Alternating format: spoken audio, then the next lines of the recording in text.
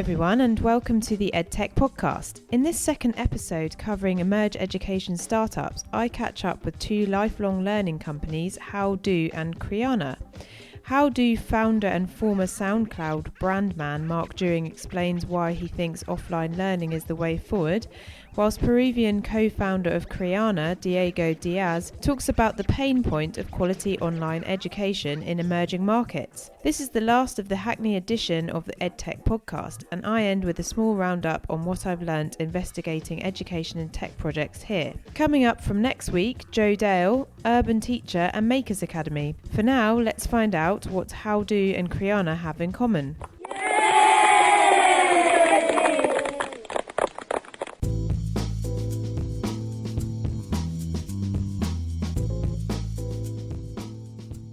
Hi, I'm Mark Dewings, and I am the co-founder and co-CEO of Howdo.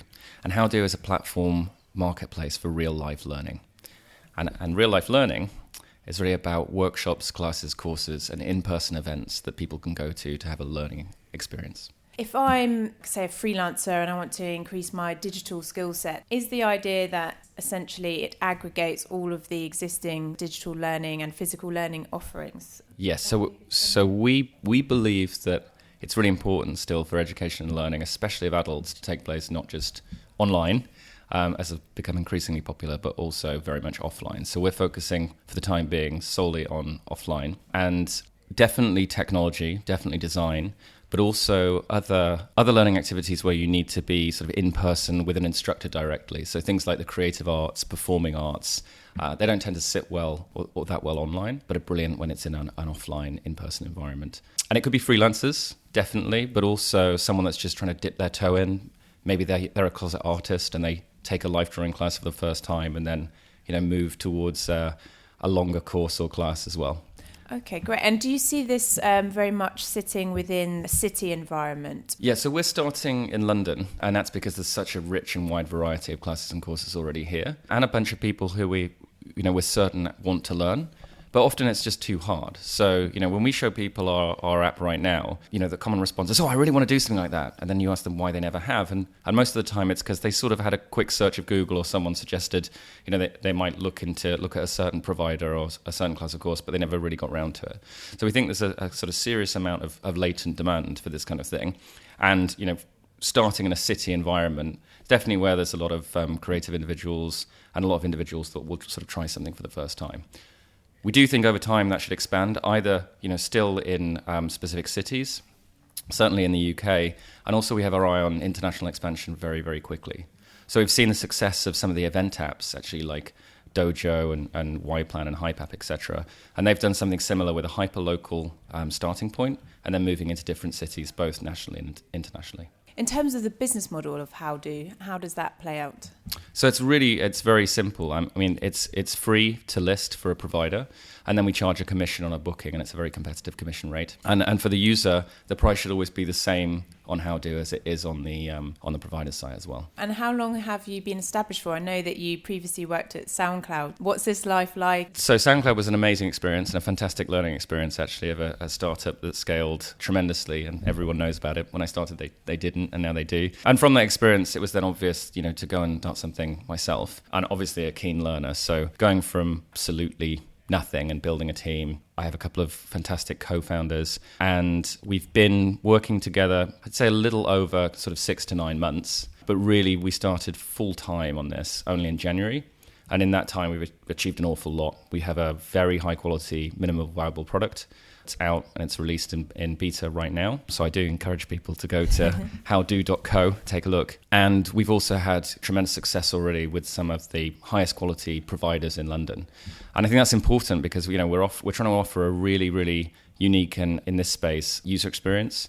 And we're very brand and design led because that reflects a lot of our partners as well. And that's the kind of quality they're looking for. And equally, we want to supply the best quality classes, courses and workshops in London. Okay, and in terms of obviously being located in Hackney and Hackney Community College, what's your experience of collaborating with local partners or testing your product with perhaps students? So we're really focused on sort of post-college and post-university education because that's where we really think the gap is. So the Hackney Community College, actually Edspace really is a fantastic place, and we've had a fabulous time on the Emerge program as well. That's located here. We've spoken with the college actually about bringing some of their high quality classes and courses on board.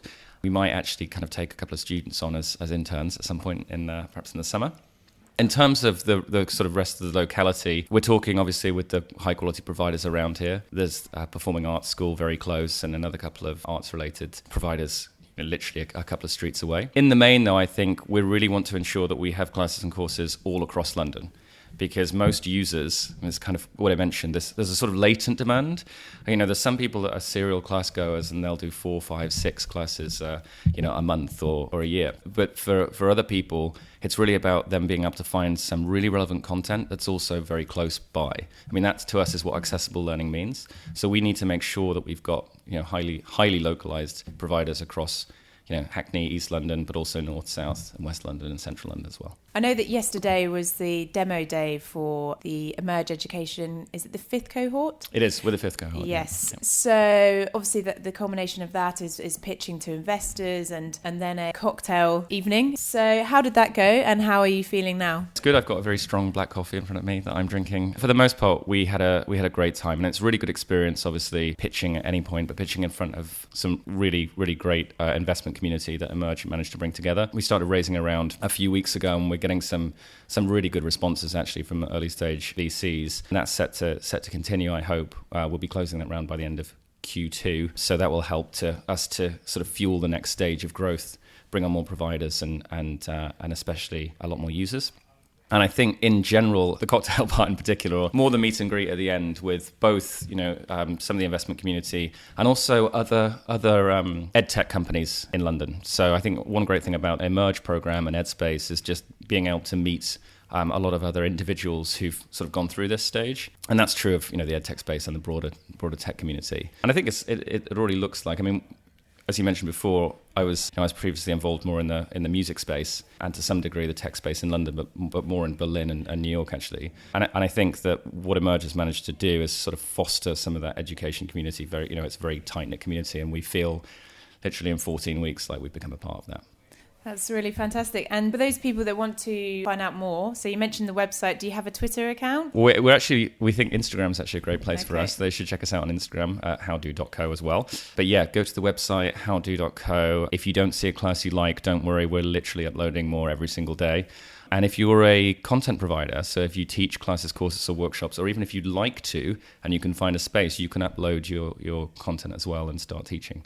So hopefully people will do that. And if you like what you see, do send us feedback, because we want to improve it and just make sure it's the best platform for real life learning that exists in London and hopefully in the rest of the world. Thanks. Thank you.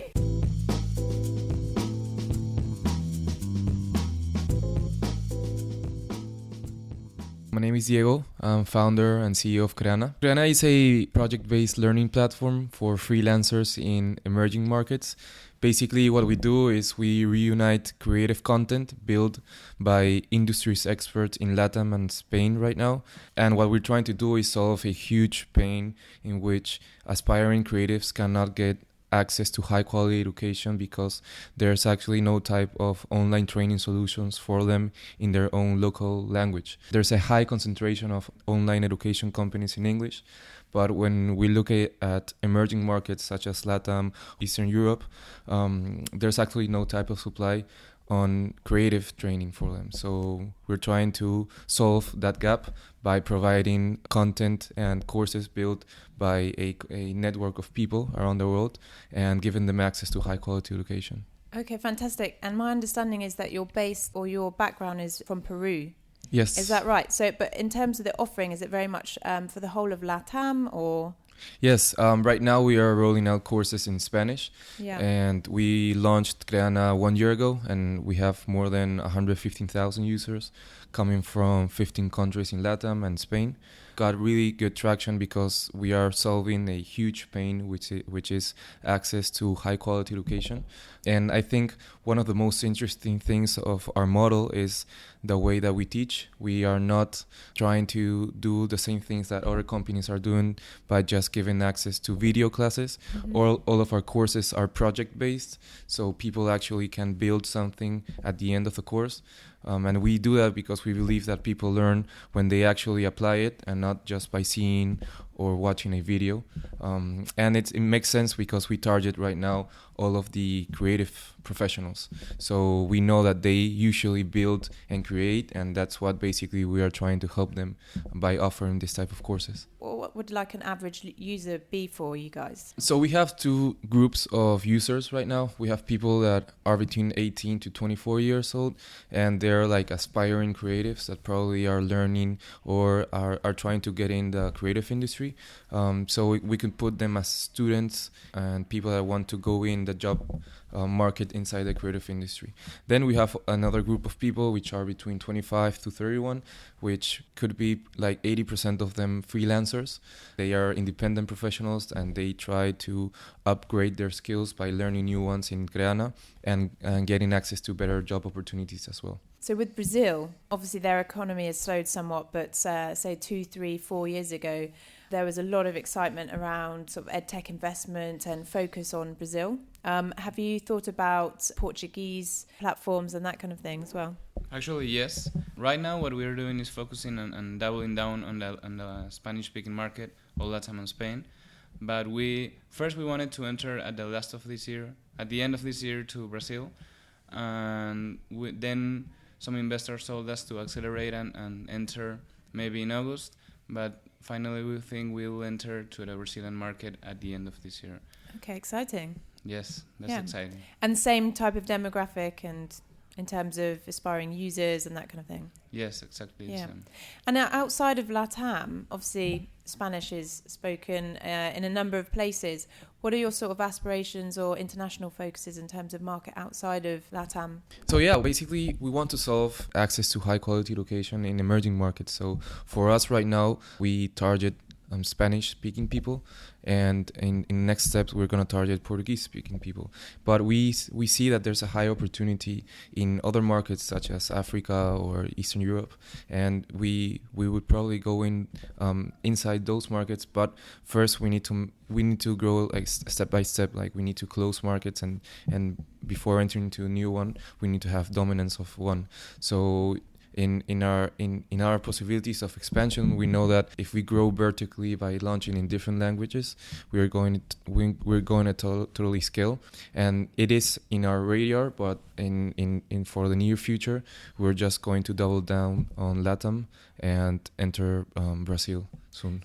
I was at an event recently. It was about progression, so students and making their choices for what will be their next step in education. So whether that's formal in terms of higher education or alternative in terms of apprenticeship. And some of the organisations there, for example, FutureLearn and other players like that you might be aware of, Yep. We're talking about basically utilising digital learning from a student's point of view to enhance their progression opportunities. So, for example, if you're thinking of applying to Oxford University or to Lima University, essentially finding out the course that you're interested in and then actually taking some of these additional courses to help your progression chances and to boost your CV, essentially. What's your thoughts on that as a sort of a side benefit to what you're doing as well? I think it's a great benefit, actually. Like digital usage and online learning has been widely accepted by not only institutions but also by students and people as well.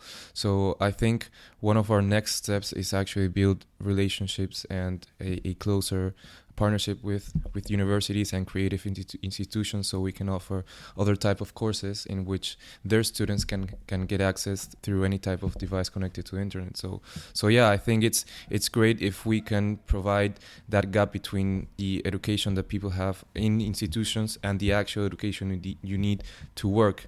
Like we are inside a market which is professional skill learning, so I think we can complement really well with other type of universities and institutions who give other type of content to those students. So yes, I think it's a great opportunity for companies like ours who focus entirely in online learning and other institutions who focus more in offline training.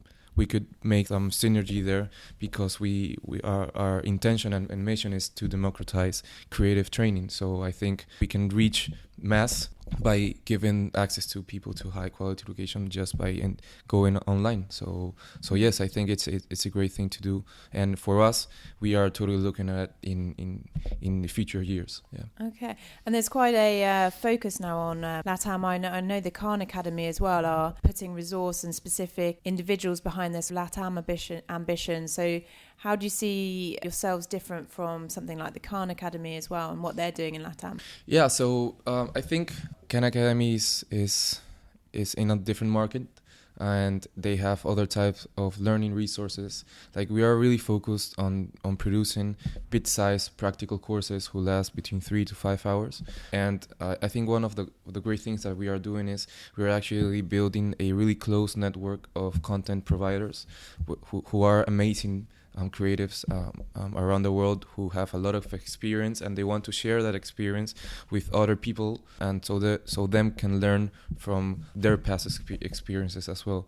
So I think one of the main things that makes us different from them is our educational approach and our target market. Like, right now we are totally focused on creative training, which basically could be design, illustration, 3D, animation, and all those softwares that creative people use to work in a daily basis. And also, I think we are, like I mentioned earlier, we are inside a different type of user as well. We focus in professional learning and in the lifelong learning approach. So I think Khan Academy has other types of courses, and their ambition is totally different from ours. But yeah, it's amazing to see that there's other companies like them and other types of Edtech solutions or companies who are already looking at Latam as a really good opportunity, and it is an awesome opportunity. They're onto something. Yeah.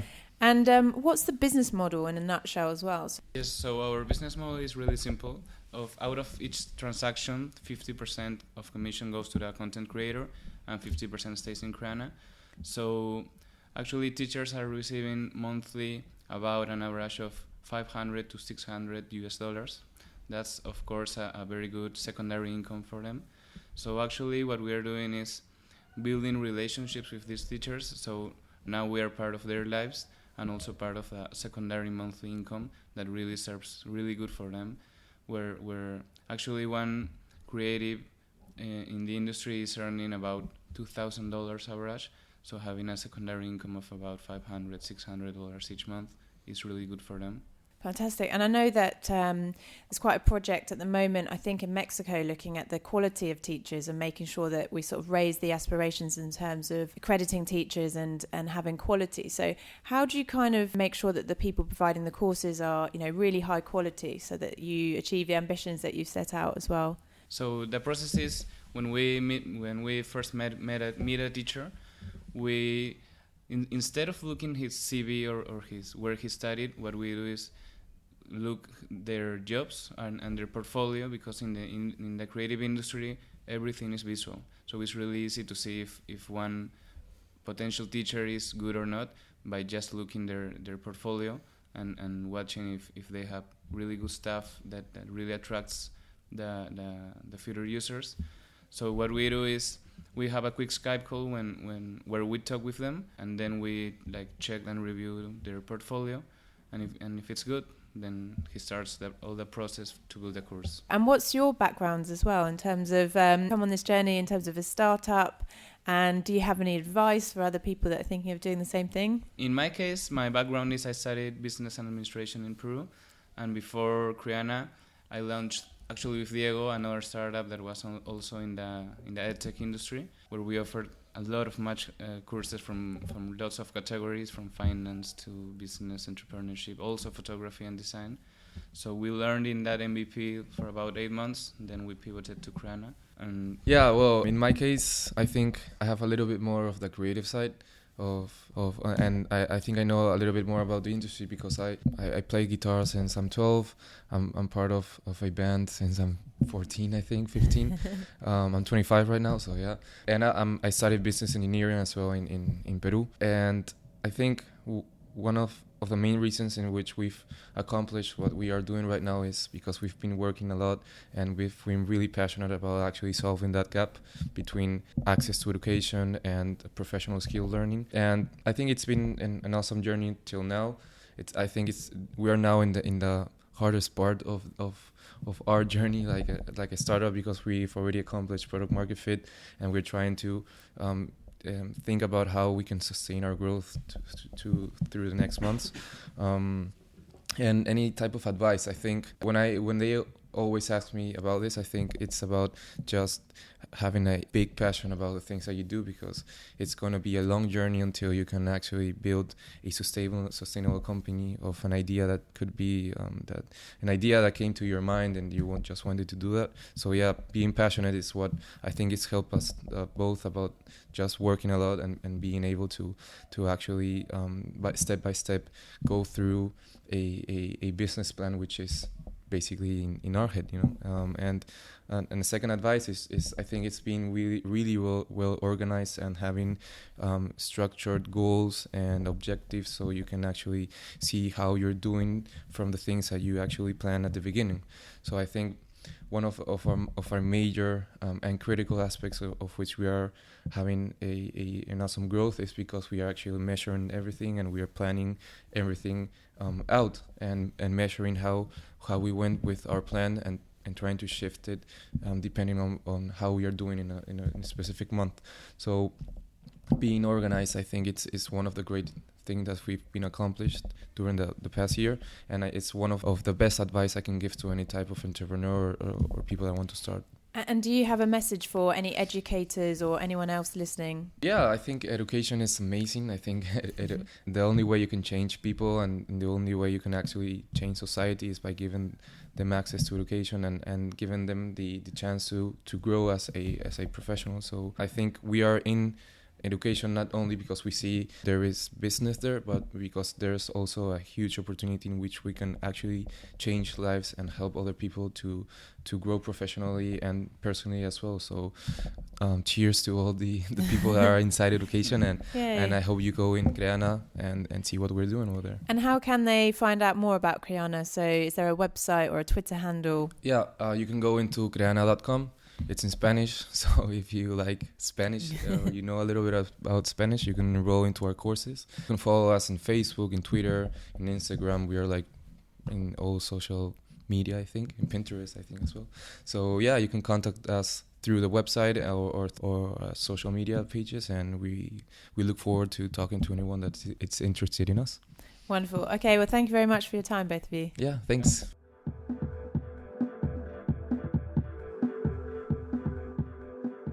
That's all for this week, apart from to say, after speaking to colleges, teachers, local authorities, museum programme curators, multi-million-pound digital creative spaces, edtech accelerators and startups in the borough of Hackney, my theory is thus: collaboration between educators and tech initiatives is limited to date. There is huge excitement from within educators to connect and source new innovation for student benefit, and appetite within tech to do more from some already exciting foundations. But alas, time is always the barrier. Within such close vicinity, amazing ideas are being sparked, and a few more connections could mean incredible additional collaborations as knowledge spreads of various neighbours on Hackney's doorsteps. I hope we see more and more of this to come. I'd love to hear your thoughts on EdTech collaboration. You can email comments to the edtechpodcast@gmail.com and tweet at podcastedtech. I'll aim to read out as many comments, thoughts as possible each week. Coming up next time, modern foreign languages Twitterati party starter Joe Dale.